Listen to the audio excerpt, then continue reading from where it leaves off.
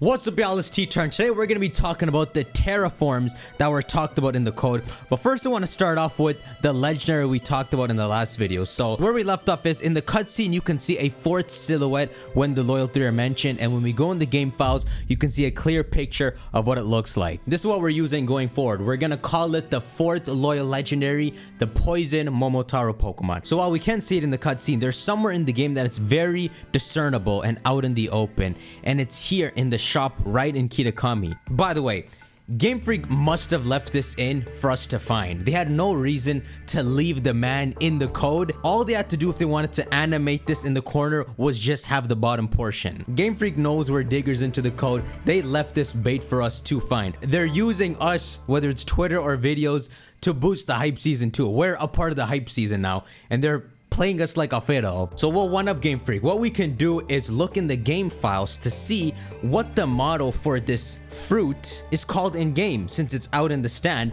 And so we got Evie here on the job who dug through the files. In the game it is called Object DLC 1 Momo, which means peach. See, now while they haven't blatantly said Momotaro, the pieces are now coming together. So the code name is Dokutaro, Poison Momotaro. Now we have this called Peach, which is what Momotaro is, the Peach Boy. Just if we needed it any more spelled out to us, this little Peach is representing Momotaro in the story, who befriends the dog, pheasant, and monkey, which to us would be the leader of the Loyal Three. But you know, I have a question, right?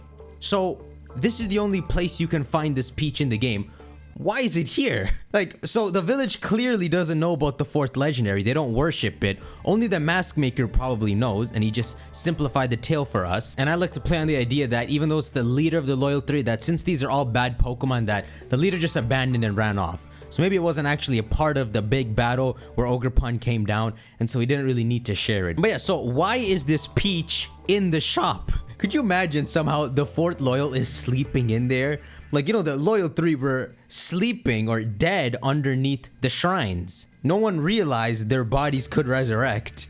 The Peach is right there in the shop. Could it resurrect? Obviously, that's just a joke, but why does he have it? Maybe the shopkeepers kept it as a souvenir for 200 years since it first popped up. But on this topic, I realized something, right? The name of the shop is Peaches. Why would he name his shop that? Could it be possible somehow that this shop owner, not that he's, you know, evil or anything, either by coincidence or intentionally, he's kind of named something that represents Momotaro? It really is a wonder if Gamefreak named the shop Peaches for another motive. Also, remember I told you the original tale where Momotaro has his grandma's dumplings and he's feeding them to what's the equivalent of the Loyal Three to befriend them and have them on his side to fight the ogre?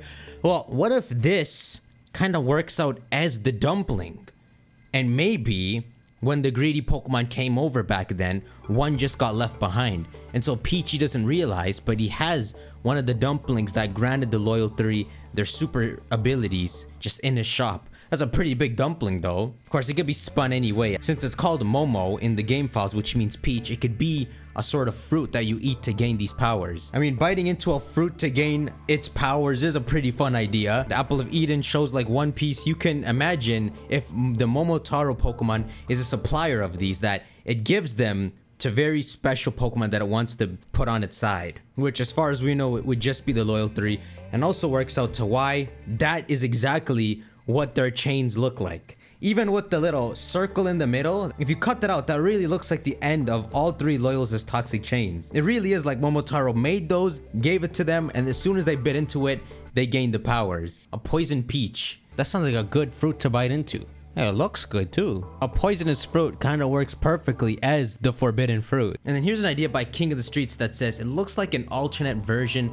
to Glamora. So I don't see actually a resemblance, but I think the idea they're going for is that they're both poison type Pokemon and that maybe there could be a correlation. One idea you can maybe come to is somehow Momotaro's powers come from something related to terrastalizing as well, and maybe that's why he initially brought the Loyal Three to jump Ogerpon, because his own power is related to terrastalizing in some way. We did forget about Glamora. There seemed to be something implied with it feeding off Terra Jewels and somehow sprouting into a flower, only living in Paldea because the crystals are there, and then somehow living in the Crystal Lake, where also some kind of similar crystals are. It seems Gamefreak will give us an explanation of Glamora in the second DLC.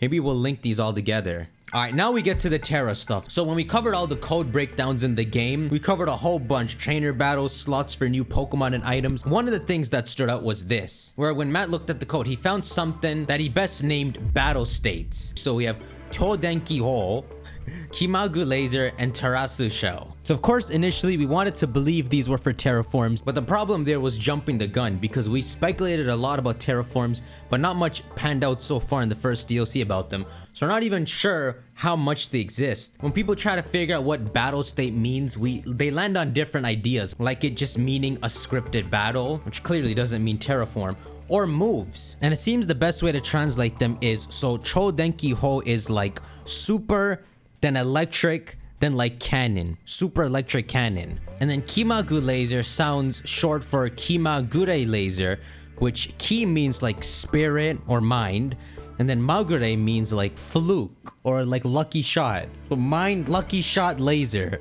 We could try some online translators to get a fun name. Here we go. Wandering Laser and Super Electric Cannon. Okay, we'll go with that. So these sound like moves, right? Well, the Chinese Riddler has spoken. And I don't mean Riddler Ku. I mean the one on the Chinese forums. Now, he's always been around, but he doesn't say much nowadays. He spoke about this whole battle state situation. And thanks to Jan here for translating. So here's his tweet here. But let's first finish up here. So we think this is Miraidon, then Koraidon, and then, you know, Terrapagus. So this is what the Chinese Riddler says. He says, Koraidon, Miraidon, and Terrapagus will each get a battle state. Okay, lines up with what the code said. Second line says, similar to Ogerpon in DLC 1. In other words, the box legend will get more powerful in DLC 2. Okay, he said similar to Ogerpon in DLC 1.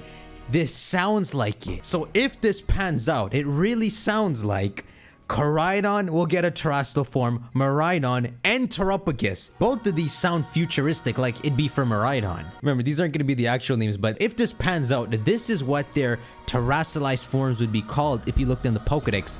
Wandering Laser Koraidon and Super Electric Cannon Miraidon. How could you get Wandering Laser? Koraidon doesn't shoot lasers. I think it will be like Ogerpon. Instead of like them actually getting features and like Koraidon's wings growing bigger, maybe it'll just be an addition. So like Ogerpon's giant mask, Terrapagus will just get like this giant shell that comes around it. And in the same way, maybe these two just crystallize and Koraidon gets some kind of addition to shoot a laser, and then Miraidon would shoot a cannon, which maybe it like freaking flips upside down and shoots you with its jet stream. Either way, I'm very happy to hear that it's possible we might really get Terastal forms after all that speculating. And concerning these Terastal forms, there's an interesting idea Light here posted, which is that maybe there's a hint at Terastal forms in the Pokedex. This is the gist. If you look at certain Pokemon in the Pokedex, they have this Terastal symbol. Miraidon has it, Ogerpon has it, and Koraidon has it. It's like a stamp. Meanwhile, other Pokemon have a different stamp, just a Pokeball. And now that we know based off this stuff that Koraidon and Miraidon might be getting Terastal forms, and we know Ogerpon has a Terastal form, it brings up the idea that maybe these stamps are indicative of Pokemon that get Terastal forms. And there isn't a clear answer to whether this is true or not, but there's a strong possibility that this is just a stamp given to cover legendaries, because they're special Pokemon. Hence why Koraidon, Miraidon, and Ogerpon get them. They're cover legendaries. No one else in the game has this symbol, not the Ruinous Pokemon. Either way, it's fun to think about how these Terastal forms could play out in the DLC. At what point in the story? It would sound like in the heat of some sort of situation, the Miraidon or Koraidon we ride would have to like protect us, and for some reason it would trigger a Terastal form. Maybe it would happen when we go back down to Area 0 at the end. Ogerpon's other 3 Terastal forms only trigger by holding an item, so maybe the factor here that doesn't let us do it yet is Koraidon and Miraidon have to hold a certain item to do it. The ancient wing and the future wing. Oh!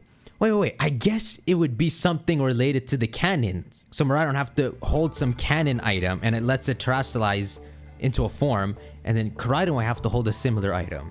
Maybe it's something like that. Meanwhile, Terrapagus probably he can terastalize without having anything. I mean, if Ogerpon can do it. There's more to go over, but we'll do that tomorrow. Make sure y'all shank that like button and let me know your thoughts on Terastal forms and how you think they might work out. And I'll see you on the next video. Take care.